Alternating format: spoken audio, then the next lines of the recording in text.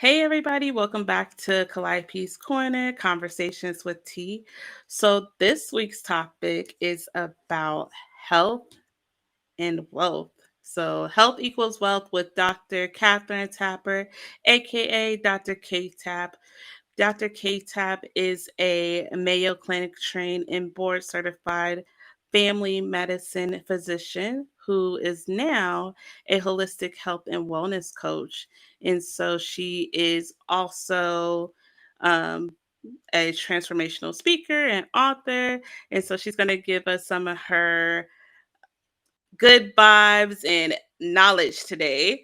So let's welcome Dr. KTap. Hey, Dr. Catherine.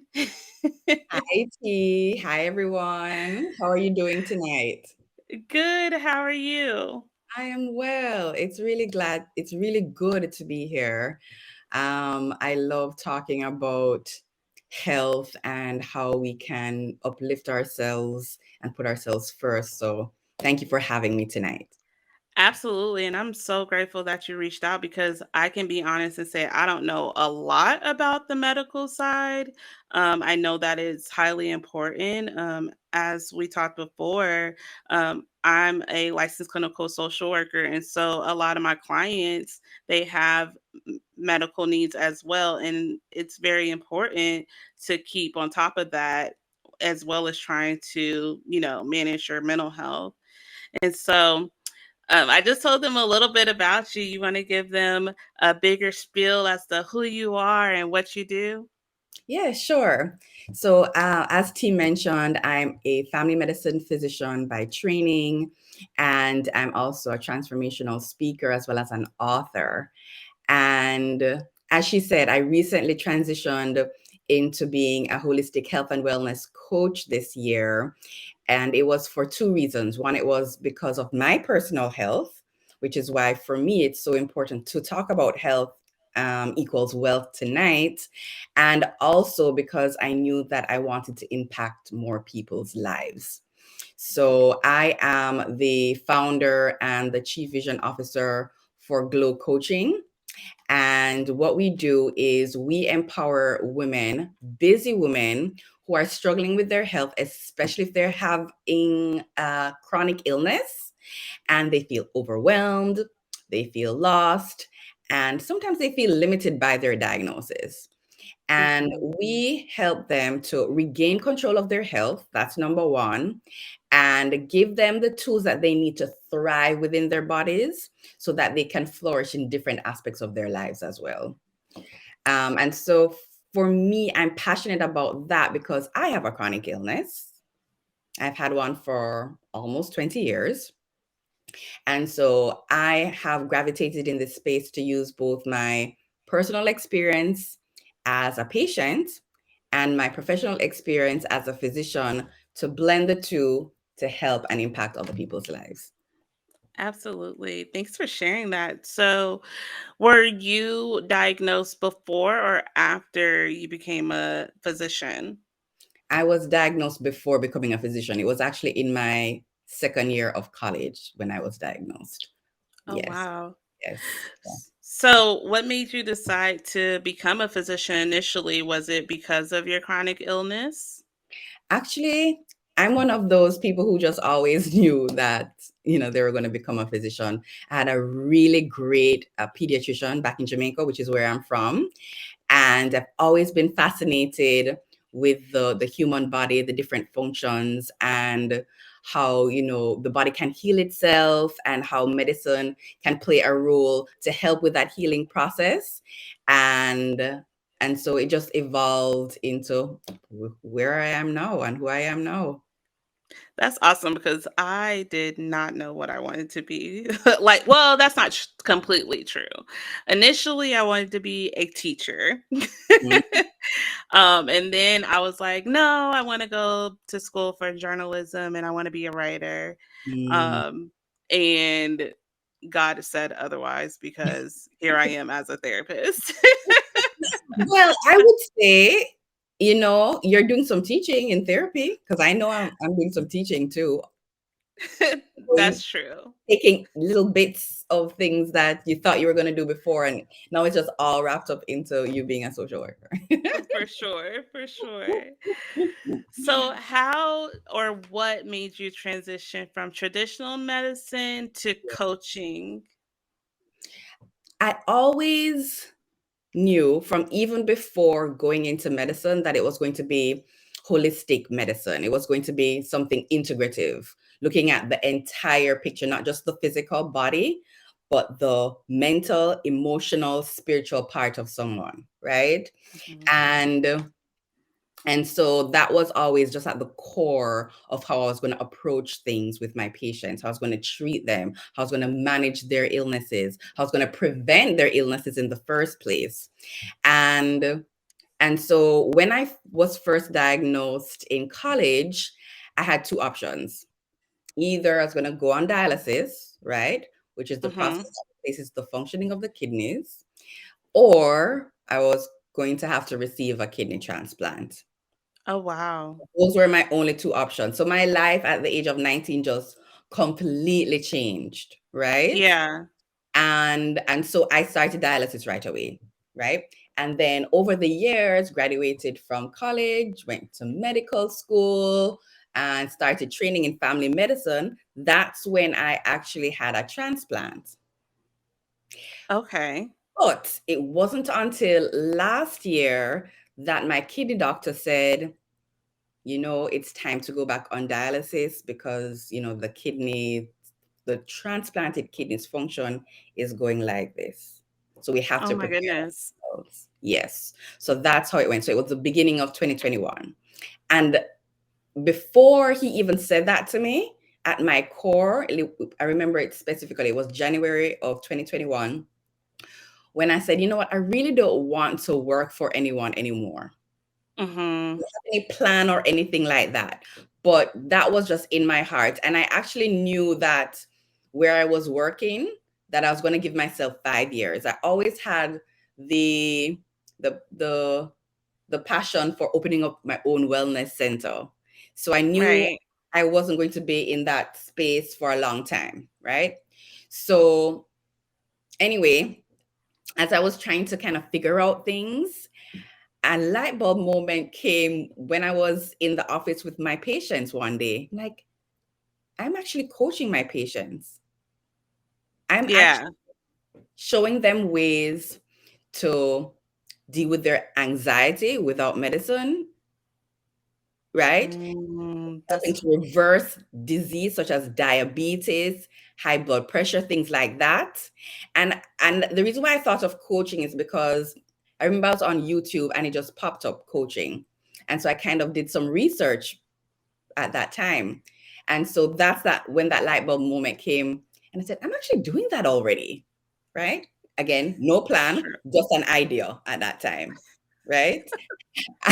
And so about a year ago, last year, October, was actually when I went back on dialysis. Okay. Right. And I had taken some time off, tried to adjust to everything. And then I came back part time.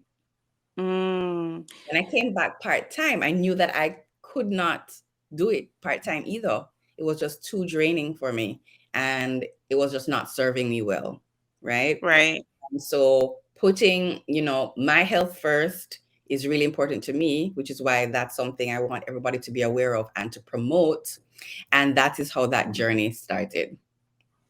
That makes sense. So it sounds like you were one who had to actually try before you took the leap to go into working for yourself and, you know, actually taking that leap though. Like I know you had the thought of doing it, but Right. actually taking that leap, it sounds like it took trying to go back with your illness.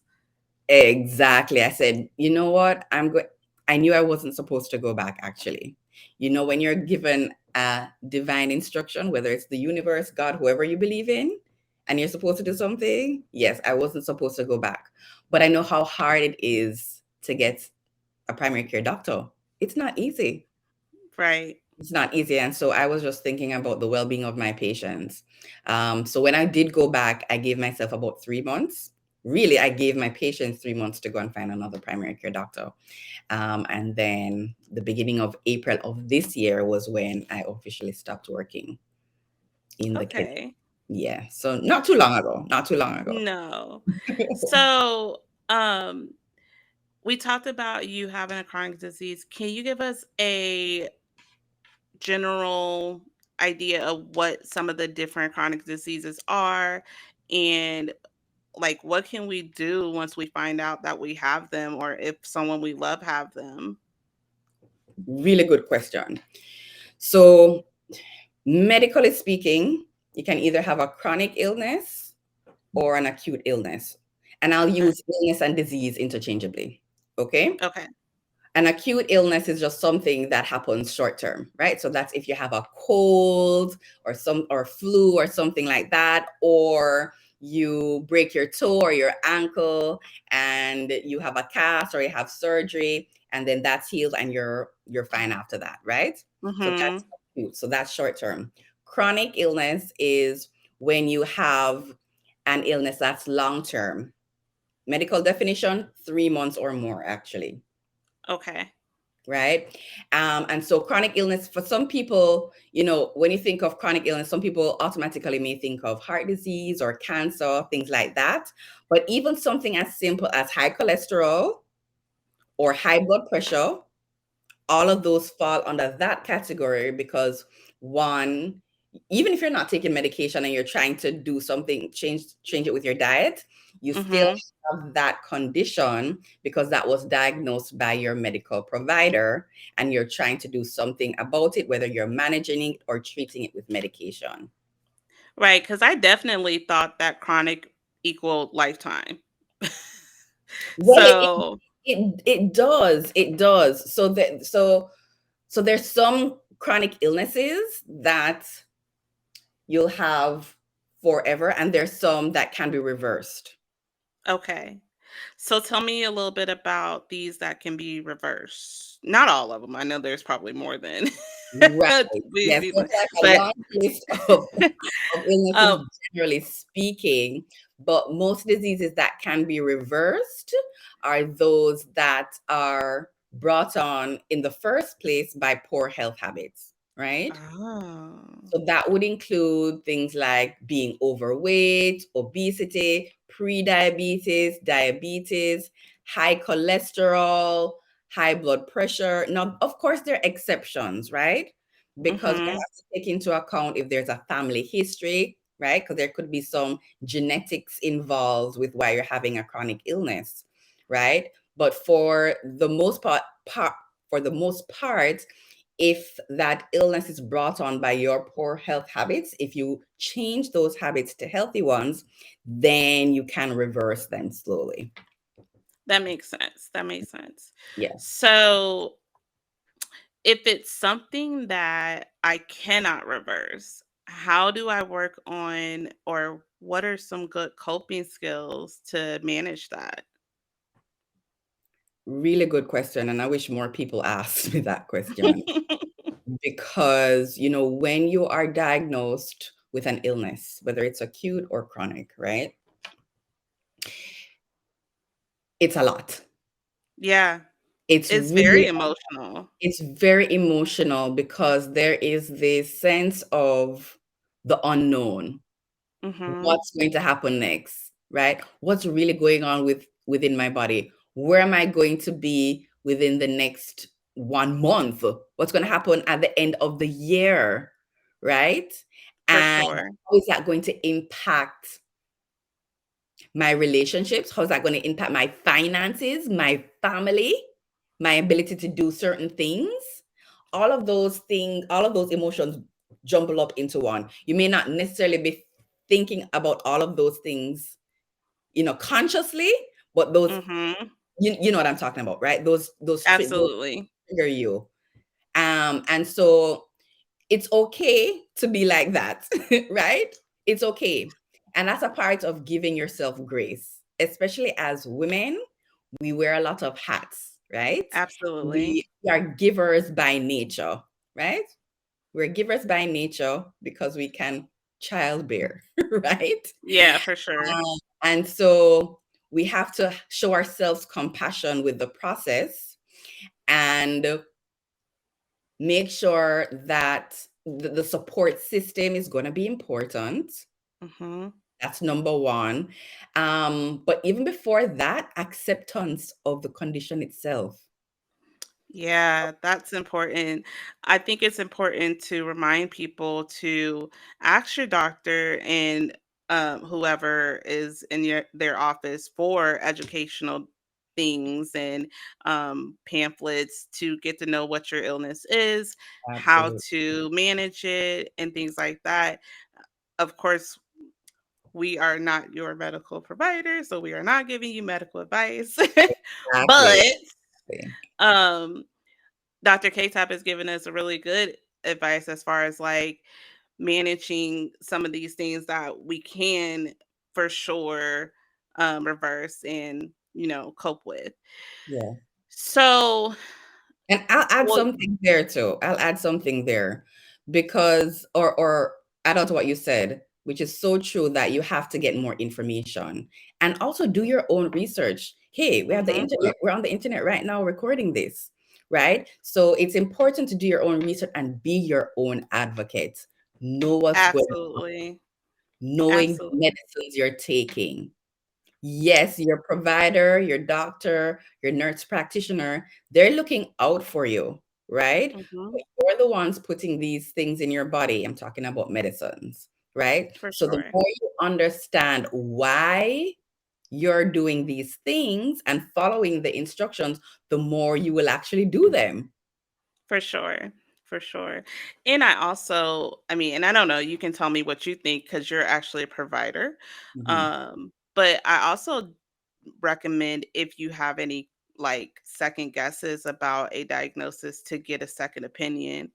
Um, like there's other people who can do the test as well to give their recommendation for whatever it is that you were told that you have. So don't 100%. hesitate to do that too. Yes, I absolutely agree. Again, it's so important to be your own advocate and listen to in here. Listen to Hmm. it. We don't, we're not told to do that enough. For sure. Something just feels off, even though you may not be able to explain it, but the vibe not there or whatever it is, just go and seek. You have the right to do that. You have the right to do that. Absolutely. Absolutely. Um, so you're married now, right? No, I'm single. Oh, you're single. Okay. So Now everybody knows. she's single and she's sweet, guys. So funny too. So, how is this a conversation that comes up while you're dating it, when you are dating?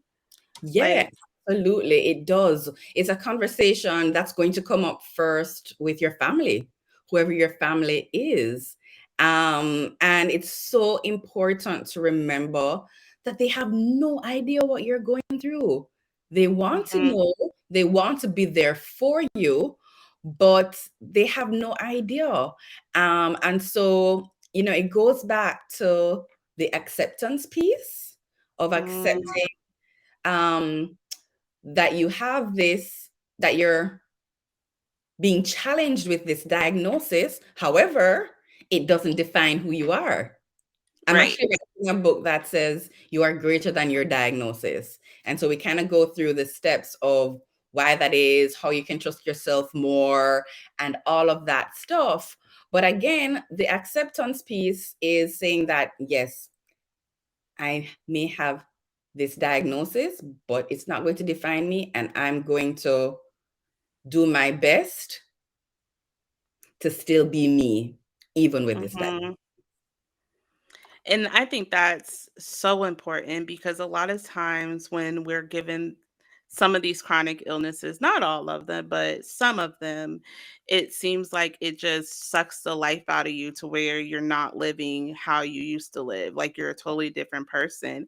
And Mhm. so trying to live as close to normal as possible can possibly help you with especially when you start getting to the point of mental health on that side, like starting to ease into that depression or, getting Exactly. anxious. Yes. Um, so take notes of things that you used to do, engage with your friends and have them remind you of the things that you used to like to do. Sometimes, because sometimes when we get these diagnoses,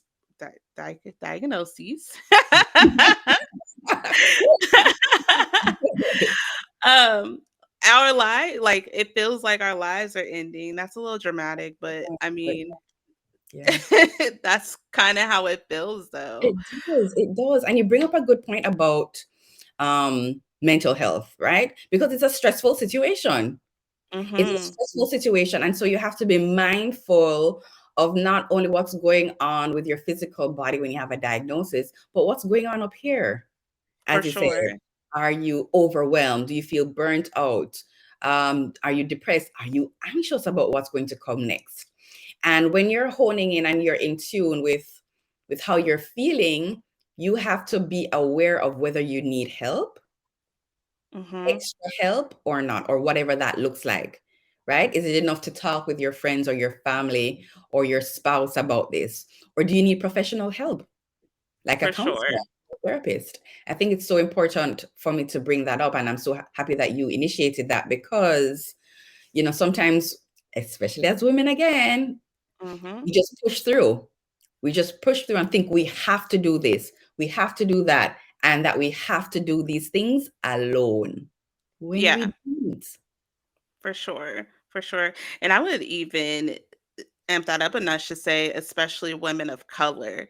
Um, I think that we tend to have even more of a responsibility to take care of everybody else Mhm, instead of ourselves. mhm. Um, in that, I think it's time for us to take care of ourselves as well. Yes, and I think that more and more women are aware of that. You may have heard of the soft season, right? Taking Mhm. care of yourself, and you hear about self-care. I like to call it self-wholesomeness. And Okay.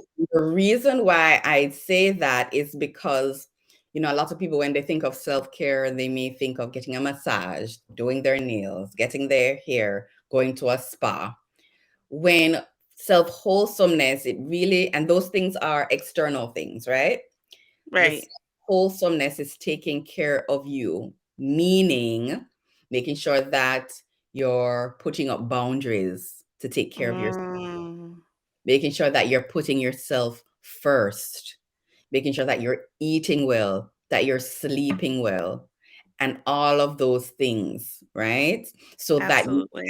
can give to others more because you're giving to yourself, right? You Absolutely. can't give from an empty cup. You shouldn't give from a half empty cup. You shouldn't give from a three-quarter filled cup.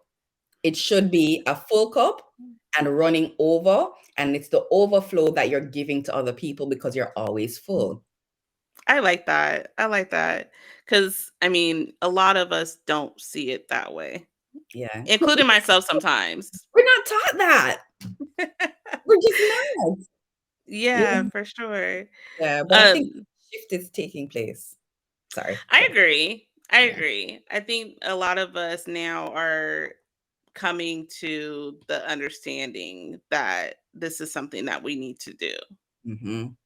Yeah. for sure. Yeah. So back to having these conversations. How do you break the news to your family members that this is something that's going on with you? I mean, after acceptance, of course, because that's one Right. step to get over. Right. And I will tell you, acceptance does not come overnight. Right. I shouldn't say that. It didn't come overnight for me. I can only speak for myself. It's a process, right? Having a diagnosis is a journey, right? Mm-hmm. Journey where you're going to evolve and learn more about yourself and just figure out things. So it's a continuous learning process. Um And so, one of the easiest ways to break the news, so to speak, is, and if you don't want to do it yourself, is to carry that loved one or that friend into the next doctor's appointment. Oh. So that's one way that you can do that. And that suggestion, I think, is really helpful because they're going to have questions. Mm-hmm. Times, especially if you're doing it if you're just diagnosed, you may not know all the answers. Then you get frustrated because you don't know answers. They're asking you all of these things. They're getting frustrated because they don't have answers, right? And so True. I think that would be a great thing to do initially, if possible. And it's always possible. They don't have to come in to the office. They could be on the phone during the office visit, Mm-hmm. or it could be virtual. So, and that way they can ask any questions they have. The other way too is you can tell them about the diagnosis. Just say, hey, I was just diagnosed, right? When you're ready. And then tell them in advance that you don't have all the answers, but that they can write down the answers and they can come to the next visit or be a part of the next visit. I think that's a great way, actually. I mean, I didn't really think about that. Yeah, yeah. Because as both the patient and then seeing it from the physician point of view, I see how valuable it is when the loved one comes in. For And sure. so, yes, because they will have questions that maybe the patient didn't even think of asking but needs the answer to anyway.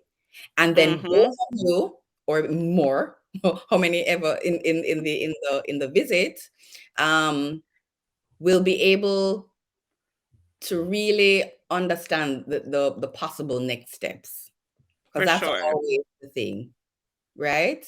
And of course the doctor will give an answer. Just depends on what's going on, so you can gauge what may come next. Yeah. Yeah. I think that's a great idea because, like you said, you're not always going to know the answers. Um, yes. I mean, there's so much that goes into every every diagnosis, really. Like we know the basics, but some of these things, like we haven't even dealt with before. Exactly, this is completely new, so it could be as simple as high blood pressure. It doesn't Mhm. matter. This is something new for you that you're going to have to deal with. And uh, and another important part that kind of goes back into the stress factor is, how are you coping right now? Mm. I want Yeah. everybody listening now, how are you coping with stress?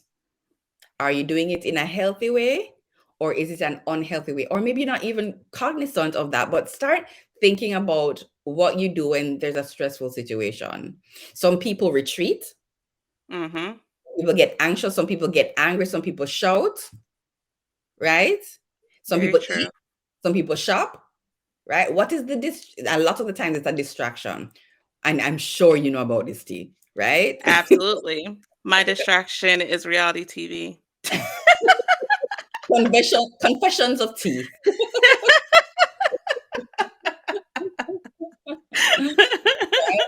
So it's so important to know, how you operate just now before any additional, if something worse was to happen, how you're going to deal with it, because you really want to find healthy coping strategies and not just have distractions, because as soon as that distraction is gone, you're going to think about that again, right? Yeah. It's like you're putting on a band-aid, right? So Yep, that and then ripping it off. exactly, so that thing is always there. So let's start to think about how to actually really deal with these things, and of course getting professional help if you need it, instead of just putting band-aids on band-aids on band-aids on band-aids. For sure. And I think we need to do that, period. Like, we have a bad tendency of just using distractions, staying busy instead of actually dealing with some of the things that's going on. Yes. Rather it's trauma, rather it's illness, rather it's, Mhm. the depression that's coming up, any kind of like things that's going on. A lot of us just work or, stay busy with temporary stuff. And then when we actually have to sit down and be still, We can't we don't know because how to it's deal with too it. uncomfortable. Exactly. Exactly. I'm so happy you brought up the busyness because we use busyness as an excuse. Oh, I'm Mhm. busy. No. And I have been intentional, especially this year, about using that word. And I have to correct myself because I don't want to be busy. I want to be productive. Two different things. Ah. So conscious. And I catch myself, I'm like, no, that's an excuse. Oh, no. Mm-mm. What's your definition of the difference between busy and See? productive? Great question. So busy for me is you're just doing things, always just doing things, doing things. Being productive, you have a strategy in place to get to a specific goal, and there's some order to it Mm. and some discipline to it as well. Right? Because think about it this way. Let's see if I can come up with an example. Okay. Say, for example, you have to cook Christmas dinner, Okay. right? I like You have to cook Christmas dinner. And let's say there are three different recipes that you're going to cook, right? We're keeping it simple here. We know it's more than three things, right? Now, think of the busy person, right? Mhm. Who, yeah, she says, oh, I'm going to make these recipes. And so, oh my goodness, I forgot to get this at the supermarket. Let me go and grab these things from the supermarket. But she doesn't, or he doesn't look at the entire list and say all the things that are needed on the list before going to the supermarket. So there's no plan involved, right? Because she's only Mhm. starting the first recipe, right? So she does that. And then the other part of it, she starts doing what she needs to do after getting the things from the supermarket. But there's certain things that are in the fridge, certain things that are in the pantry. And so she's going back and forth. Oh, I need this. Oh, I need that. Oh, I need that. Oh, I need that. Right. And then you have five different, not five, but three or four different pots on the stove when maybe you could use only one or two. Versus Right. the productive person looks at all the ingredients that are needed on the list, checks to see if those things are already at home, goes to the supermarket, gets all of those things, then strategizes which recipe they're going to do first, because you should do the longest one first to get that out the Mhm. way, gathering all the things, whether it's from the pantry, the cupboard, or the fridge, and then figure out, okay, how you're going to do this and when you're going to preheat the oven if things are going in the oven and so forth. So again, more organization, more strategy, and being Right. mindful of what you're doing. And guess what? When you're being more productive, you save time and you save energy, because we can never get back time. Very true. And I'm That's all about working smarter rather than harder. exactly. And that is the same thing as busy versus productive, It's right? productive. You want to work Mhm. productive versus being busy. So Yeah. anytime you catch yourself, I'll challenge you guys. Anytime you catch yourself saying the word busy, really think about whether it's something that you're just saying, because some people just really like to say that. No, it's true. It's true. Because we think that we society values busyness, Yeah. Absolutely.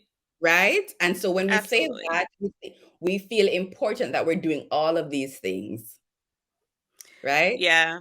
I have a joke that I say if society had it, we'll be working ourselves to the grave because like they want us to work like crazy. Exactly. So that's what we grew up thinking. Actually, it's a brainwashing, right? Mhm. And so if we don't break that cycle to know that no, there is another way. I don't have to be busy. I can be productive by managing my time better and doing the things that you really want to do. And that's important. That's important too, is being able to do the things that you want to do, whether that's traveling, whether that's getting back in the gym regularly. You Yes, know, make sure that you're making time for the things that you want because I am a believer that we make time for the things we want to make time for. true. Absolutely. And that's why busyness is a choice. For sure. For sure. Yes, yes, yes. So, what kind of things do you do to stay productive? I saw you slow down the sentence there. um Stay productive and like as far as coping mechanisms. Okay. Um, I'm so happy you asked this question because that's really at the heart of my coaching program, right? It's all the things that I use to help other people to use them so that they can flourish in life despite having a diagnosis. Mhm. Because a lot of the times when you do get a diagnosis, especially a chronic illness, it feels like doomsday, Yeah, it does. right? It's like this heavy weight, it's on our shoulders. We don't know what to do with it. We don't know how to carry it. Mhm. Um, and so, one of the things that I have learned over time that is key is trusting myself, Yeah. trusting within. Once I learned that, wow, everything changed. Because I trust God, I trust the universe, I know that everything is going to be okay. Mhm. That shift in mindset of being solution focused instead of just looking at the diagnosis as a problem Right. makes a complete difference. And so, what I do on a daily, right? And I've heard before, oh, you don't even look like you have a chronic illness. That's another thing that people need to understand too. That you can't always see what someone's going through. Exactly. And not even with illness, generally speaking. Don't judge a Yeah, book by its cover, right? absolutely. You And we see never it know. all the time. Exactly. We see it all the time.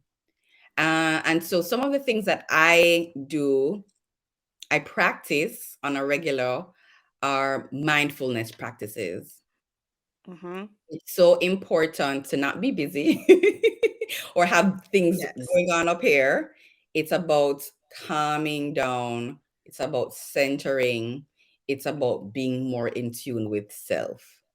And so, even before being diagnosed, I've always been on a spiritual journey since the beginning of aware of the spiritual journey, I should say. I would say early teenage years. Yeah. Okay. And my mom, I would say, was my spiritual teacher at the time, right? She's passed away. Well, she's still my spiritual teacher, but in a different realm. Anyway, that's a whole other story.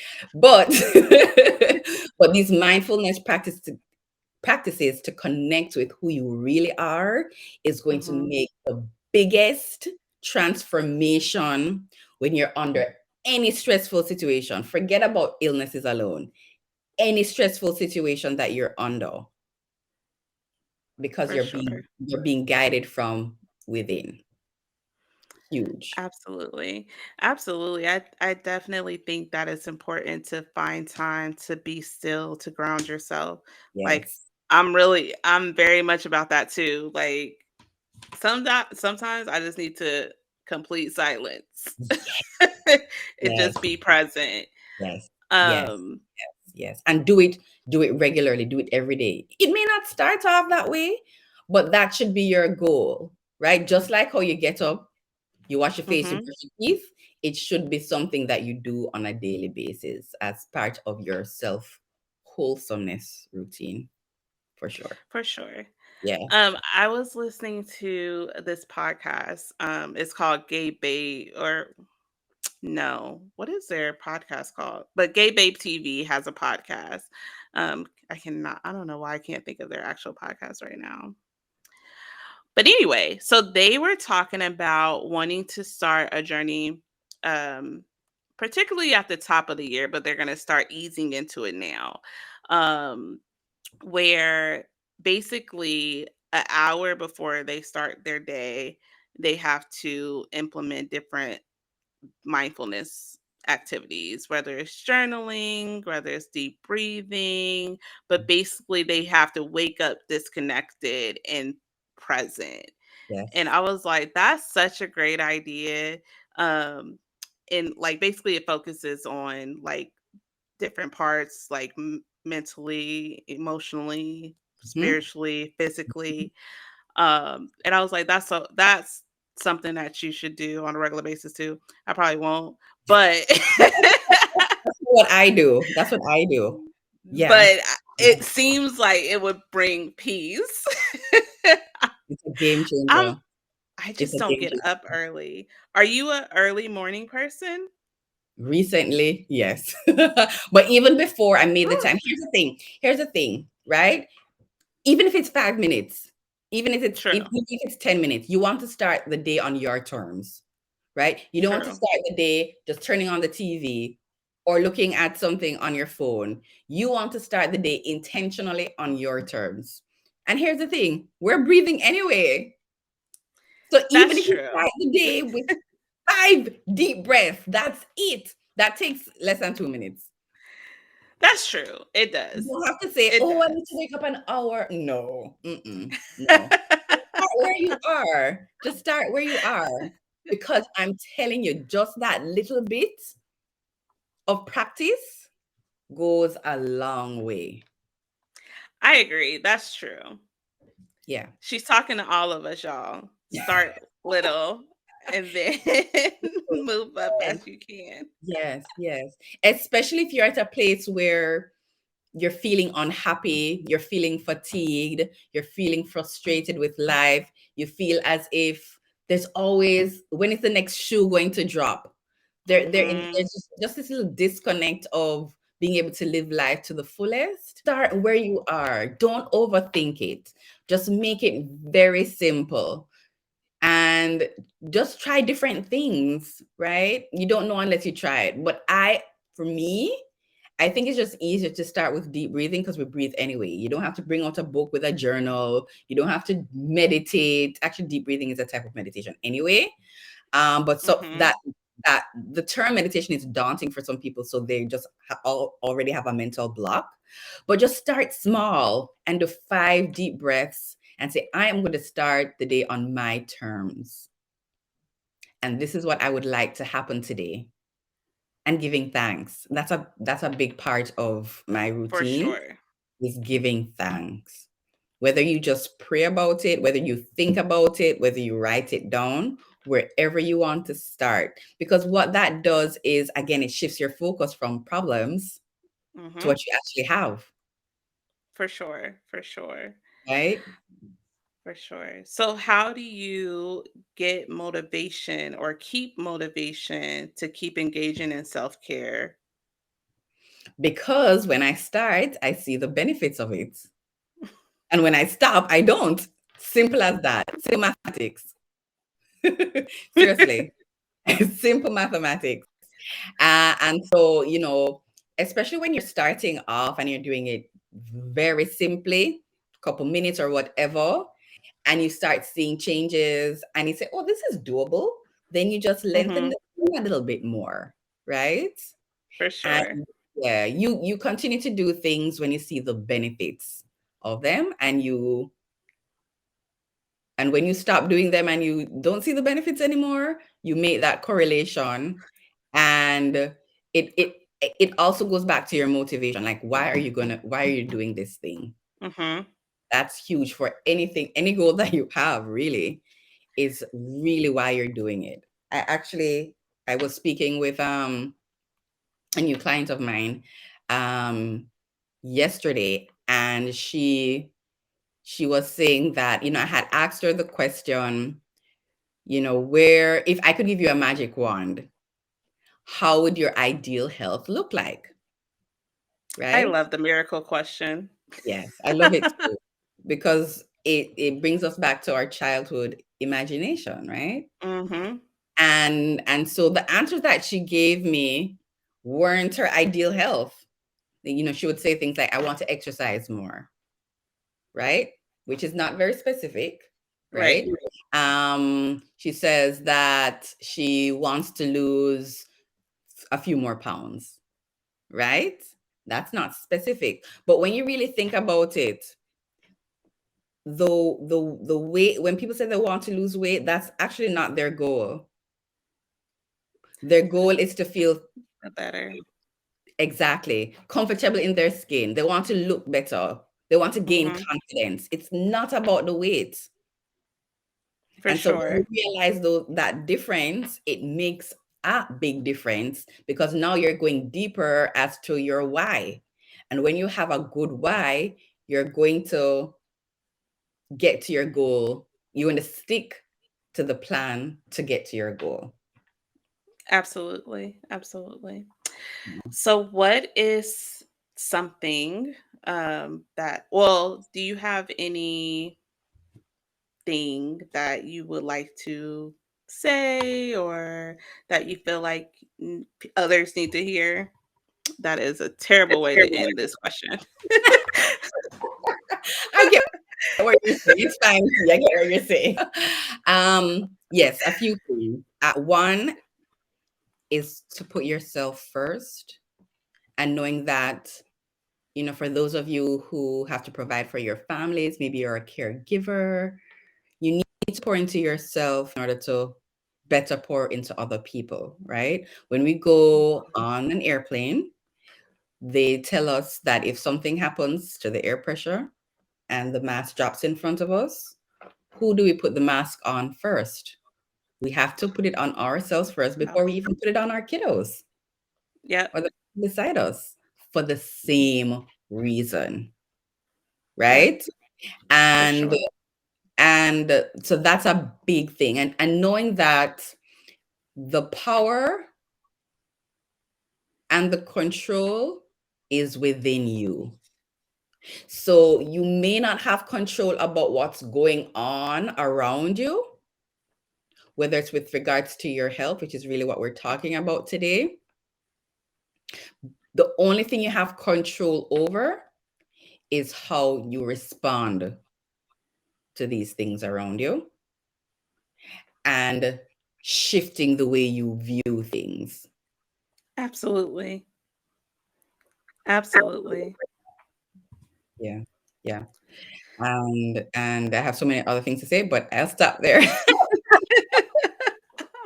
We might have to do a part two. Oh, I have one more thing. It goes Okay. back to the topic, health equals wealth. Yes. Okay. So the reason that translates to me, that if you're someone who just work to get this money to pay these bills and all of that, and you feel burnt out, suppose something happens to you and you get sick, if you're not already sick, Mm-hmm. how are you going to, one, be able to provide for your family, and two, actually reap the rewards or experience the rewards of the labor of getting that money and working in the first place? And so that is why it is so important to really take care of your mind, your body, and your spirit. And again, if you need help, go get the help that you need. If it's not enough for your family or your friends, if that's not enough support, or maybe the support that you're getting is not the support that you need, then get a therapist, get a counselor, seek out a coach such as myself. Those are the people who know what they're doing, the professionals. Absolutely. Put you on another level.